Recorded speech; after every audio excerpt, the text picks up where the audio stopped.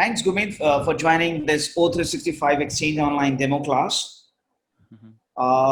Let's get started with the course outline actually. So what we are going to cover in this O365 Exchange on family, because O365 is very long actually. If we talk about all the product line, there are 100 products actually.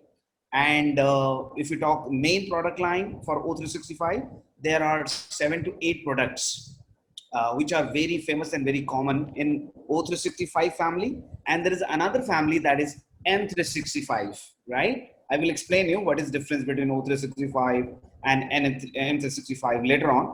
Let's focus on the course outline actually. So what is the role of exchange administrator, right? And how was it this exchange on-prem and how hybrid environment came into the picture, and finally your exchange online, which is nowadays all the companies, all the enterprise companies are using O365 as exchange as online, right? How we are going Yep. to manage active directory, and what is difference between security groups and O365 groups, how they are different actually from each other, right? All those things we are going to cover. What is tenant, and how we are going to get the our lab created with the licensing E5. So I already created the lab. I will show you, and you can also create. I will guide you how to create the E5 trial licenses. Right from there, we can start our training journey actually for O365. Right, and what are the migration tools available, what how we can migrate, and what are the different migration strategies, and how we can use automation PowerShell capabilities in different scenarios actually. What is response, what kind of permission is required, and also access the mailboxes from mobile devices, Android or iPhone. And the compliance management comes under security. So how you are going to secure your exchange flow, and also DLP configuration, ATP, all those security features we are going to cover up within the compliance management. And how we are going to protect our exchange online by using ATP, anti-spam, content filtering, and how mail flow works, and how we can suppose any user is sending mail to another user, and there is an issue like message not got delivered, right? So we can use mail flow, and we can go there and we can check where it got stuck actually, right? So we have that mail flow option available within the O365 control plane actually, exchange online control plane. Mobile devices also part of it, but not that much because it's part of mostly Intune, right? And we have how we get public folder, what is unified messaging, and how we are going to move the mail, how we are going to move the mailboxes or email migration, what is POP, what is IMAP, and what are the differences within these two. And also we are going to touch upon ADFS again, right? Single sign-on in Active Directory, and single sign-on for your O365 product line, right? And how we can use AD Connect. So if you remember Azure Active Directory. So we are going to cover Azure Active Directory, and also again there will be a repeat of Azure Active Directory in our upcoming course, Azure Cloud AZ 104, right? And what is the experience of Exchange hybrid coexistence, and what are the licensing requirement, and how we can manage our Exchange online complete suite actually, right? So this is the complete course outline for Exchange online. And I can also show you the lab things. I think it was ready. Wait a moment. Okay, yeah. So yeah, lab is ready. So same I will also guide you to how to create the lab. So currently we have lab for E5 licenses. So Mhm. in Exchange or O365 product line, we have like E1, E3, E5 licensing, right? So top Mhm. licensing we have taken as a trial, and it will be free for everyone for 1 month. You will be also creating your own lab. You will be doing also a lot of activities within this lab actually, right? So before moving to the lab and all those discussion, I want to give you some historical, historical overview of Exchange. What is Microsoft Exchange, and what is the legacy behind that, and how it got evoluted from X version to Y version, and now what version of the latest version on premise, and what is the exchange online, which is within the O365 tenant actually. So let's start with the historical journey. Hold on. Okay. I think, yeah. So I will give you just 5 minutes historical journey of this exchange, uh, just to understand what the versions, how it got started, right? Mm-hmm. So you the port SMTP, right? Port number Yes. 25, that's protocol. So SMTP is the main protocol for your exchange solutions. And I'm going to talk about exchange on premises as a historical journey, right? And later on, we are going to cover exchange online, which will be part of our O365 family, right?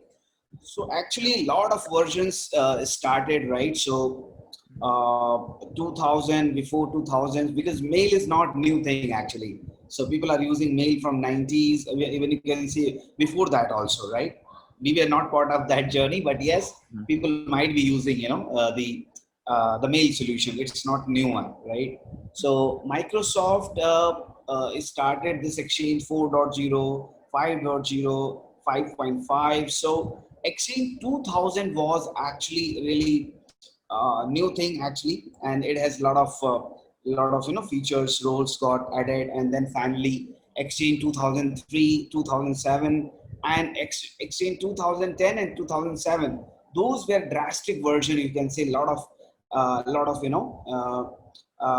of features has been added, and it is like a reliable source of because in previous version, if we talk about 4.5.0, 5, sometimes like user is sending mails, even recipient is not receiving the mails, all those sort of things, and troubleshooting also is not very easy, Gurmeet, right? Mm-hmm. So 2007 and 2010 both were very reliable, version for Exchange on premise. And 2013 is like on premise, but it started Exchange online features from the 2013, right? And the same Exchange online Microsoft is using in O365 in Azure cloud, or you can say O365 family, right? So Exchange 2013, you can see Exchange online also, okay? So Exchange 4.0, it was like NT supported, never get Mm-hmm. a chance. So 1996. So you might be in school. I was in college actually, right? So we never use that NT. Hopefully, have you used this NT server somewhere? Sometimes I don't think so. Nope. No, Never. I didn't get chance to work on that. So how you can get, because you're a young man, right? So 96 to legacy one. So that Exchange Server 4.0. Then in 97 they launched 5.0, and luckily we didn't get chance to work on this 5.0 also. But the good thing, the new feature what they introduced in Exchange Server 5.0, that was OA, Outlook Web Web Access, means access. you can access your Outlook on URL. That is kind of nightmare those days. If you talk Mm. about 90s, if people are need not to install their Outlook locally, and they're accessing their mailbox from their home, or through web URL, so that was like iCache, like big thing actually. If Mm-hmm. you talk about in 2000, in 1997, right? And coming to next 5.5 was there. So active directory integration and all those sort of things done. And but like it those immature version, you can say, right? Mm-hmm. And not very reliable, and also a lot of disconnection from Outlook to Exchange servers. And also Active Directory was not mature enough. So from here Exchange Server 2000 AD got mature, and also the the word GAL, actually global address book, got introduced within the Exchange servers, right? So you can check the, suppose you want to check any user details, any employee details, you can go to the GAL list, and from there you can take mobile number, you can get the contact details, all those sort of things you can get from the global address list, right? And Active Directory was also integrated completely with the exchange solutions. But of course, not you can't say it's a mature version for 2000 also.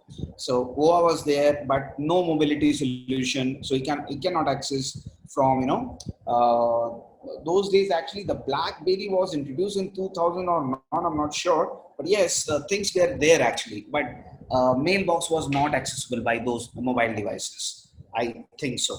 So there were challenges, right? And now this is the version which changed the completely, your exchange solution 2003. So it is like it started your clustering of your exchange server, your your storage of your mailboxes, active passive clustering got enabled. So before in 2000 clustering was not there, so that kind of thing actually.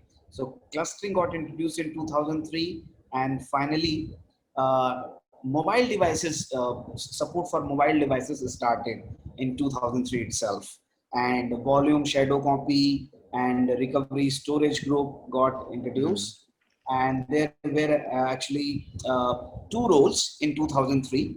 So front end and the back end. So two roles, and these roles you will see while we will be changing the versions. Roles will be increasing from 2 to 3 to 5, again 2, 3. So those jumbled number you are going to get when we are moving from X version to Y version. So in 2000 there was a front end and the back end. So back end like your database, your storage of your mailboxes, and front end as a exchange role, you can say, right? Mm-hmm. So as we know, exchange uses SMTP protocol, and port number is 25. 25, right? So IMAP and POP3. What is difference between IMAP and POP3 as a layman? What is your understanding on that point? I don't really have an idea on that, but Uh, I know so there are sim- two different. Yeah, but I have yeah, no so idea. a simple one-liner. If we'll talk about one-liner, what is difference between IMAP or POP3? So we can think of like in IMAP, in Outlook you have mailbox, and also your mails lying on your Exchange server in the back end, right? Mm-hmm. But in POP3, your if you have deleted your mailbox, your mails from your Outlook, those will be deleted from server itself. So that is the flaws in POP3. That's why people are not using, right? So that So was what a you're big flaw. saying is Pop 3 has only one end. Is it? I mean, one. It So doesn't have a backup. right. So suppose you're deleting your mail by mistake from your Outlook client. So it will be no, you are not going to get from the server also. It will be deleted at the server end also. Getting my point? So you cannot retrieve those mails. So that is the difference between IMAP and POP3. Okay. So we'll discuss in detail about other features also. That's the main difference. So you don't have any copy on the server line if you delete it from Outlook. Okay. So that's a big flaws in POP3 and your IMAP or MAPI, right? And this is like your how front end is there and how the back end. So in the back end you have like your exchange servers, your network perimeter, your firewall. This is your client, and it's all integrated with your Active Directory global catalog servers, right? Active Mm-hmm. Directory. And there were two versions actually in 2003, standard and enterprise version. So the difference was like it was supporting database size like to 16 GB, but enterprise it was like 16 terabyte actually. So a big difference in Mm-hmm. enterprise and standard. So it was depending on what is the size of the enterprise. So accordingly they go and for enterprise, else smaller scale industries like SMEs, they can go for standards, right? In 2003. After 2003, you can see again, 2007 got launched, and it has now 5 roles. Okay, so those things you will get 2 roles, 5 roles, then again 3 roles, then 2 roles. So those rolling back because Microsoft was also doing a lot of development with in the back end. The developer doing a lot of thing changes, making the changes to make exchange on-premise exchange is stable and also secure also, because a lot of spamming is started in mail also. You are getting a lot of spam mails. So in exchange 2007 the a new thing got introduced, that's anti-spam. anti-spam feature got enabled in 2007 Exchange server as well, from Exchange server 2007 actually.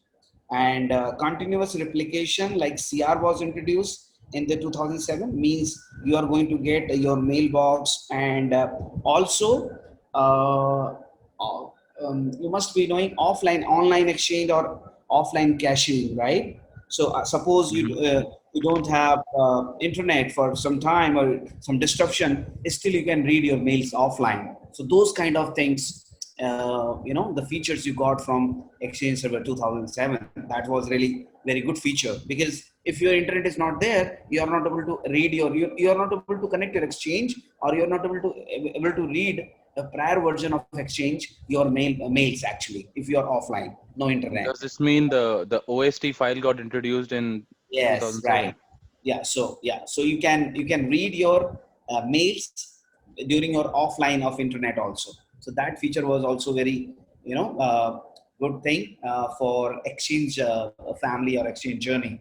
And finally, they started Exchange management cell. And to automate the thing, the PowerShell Hmm. got introduced from 2007. It was not, in 2003. It started in 2007. So Okay. PowerShell capabilities started, but it was not that mature, because but it was like the starting of the PowerShell journey. So I think PowerShell 1.0, I think 1.0, not even 2.0 actually. So that's a legacy version of PowerShell.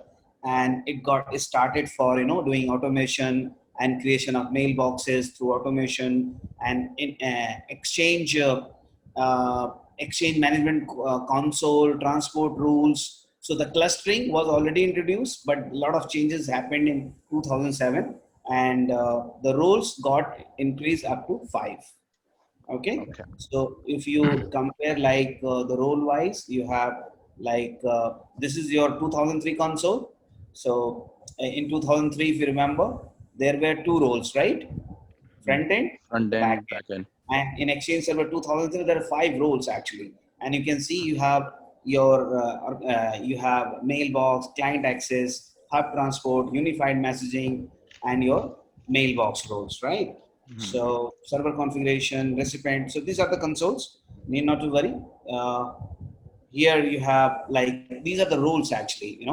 You have edge transport, the one role, and the 4 roles on your client access for like Outlook access, your hub transport for your mail flow, the mailbox means like your Exchange roles or mailbox databases were lying. Unified messaging got introduced just to make sure that your Outlook is also integrated with your link solution. If you remember, before Skype Hmm. for business, link was there. That's an old. I think you used Communicator. sometimes link or not. Used it. I've used In, link. okay. Got it. Yeah. So that, I think that was also in 2012, 13, 14 kind of, right? The legacy version link. Yeah. So these are 5 roles in 2007, and again, finally, or after 2007, 2010 came into the picture. And your role based access control got introduced. So Hmm. role based access control, like you have delegation of Exchange server responsibility. You can delegate all those things. It's not like one person is managing all the show. You can delegate the few works. You can divide your work within the Exchange administrators. And that thing concept was introduced like from 2010. So that was like database availability group. So database availability group is like you have your mailboxes lying in multiple, like at least 2 DAG.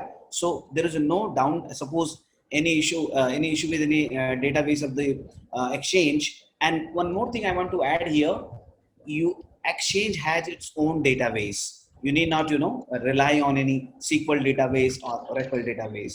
It has Okay. its own database actually. So that will be Okay. that was managed by the DAG. So we call it as like DB availability groups. So like suppose my mailbox like will be lying at least on 2 DAG. Suppose one DAG is problematic, still my mail is accessible, right? I can there will be no downtime for the end users, right? And archiving retention got introduced in 2010. Earlier in 2007 it was not there. So archiving and retention, so for your mailboxes. And again, if you talk about the roles, here I think roles will be introduced again. Let me see how many roles are here. I think again two roles or three roles actually. So client access is there, right? And yes, transport and hub transport. So like three roles again. So starting from two roles, five roles, three roles. So you are Hmm. going to get, in these, it's also not easy to remember the roles and in each version. It's very confusing actually. So Microsoft changed a lot of roles features, and they changed from two to three, five, two, three again, kind of, right? And this is Yep. your, yeah. Any question, please? No, no. Okay, so this is your Exchange Server 2013, and which is like, you can say it is kind of Exchange Online. So this is the same feature you are going to get in O365 as Exchange line, Exchange Online in O365 family. So like a lot of new things got introduced in this Exchange 2013. So Exchange Admin Center. So earlier Management Console was there, right? Hmm. And DLP got introduced here, data loss prevention, and integration with your SharePoint link. Earlier, those integration not possible in your old version, So anti-spam was introduced in the previous version.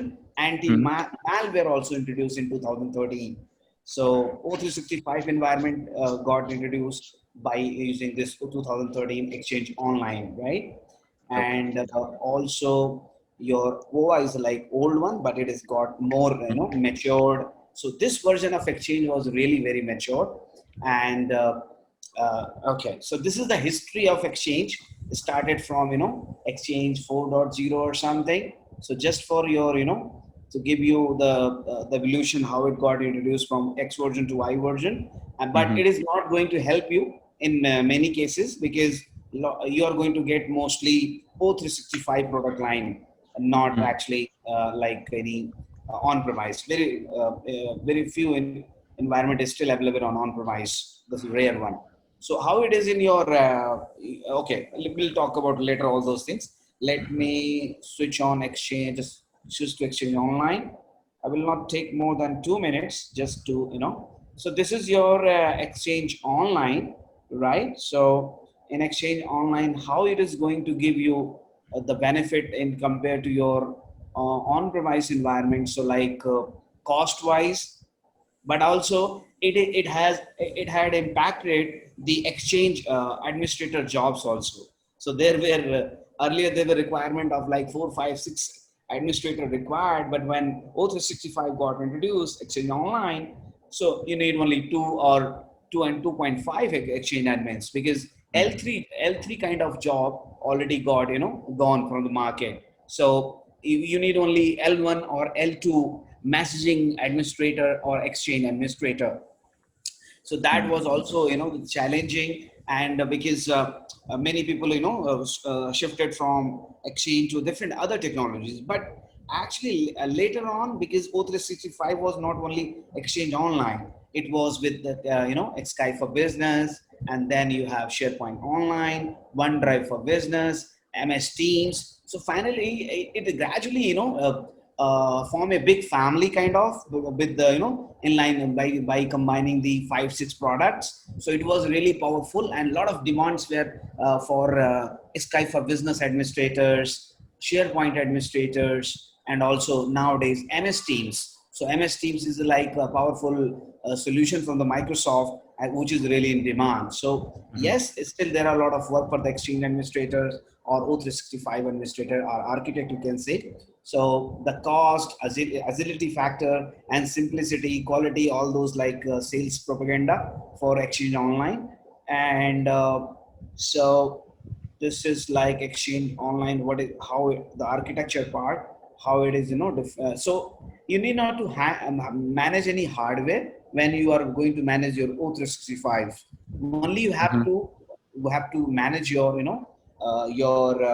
your operation work and the security features. You can play around, but you need not to manage your underlying hardware. How many roles are there? You need not to worry about, right? You Hmm. have exchange role, you have transport role, you have client access role. All those roles are not your daily job, but yes, You have to take care of your security. A lot of security need to be implemented by as a exchange administrator or O365 administrator.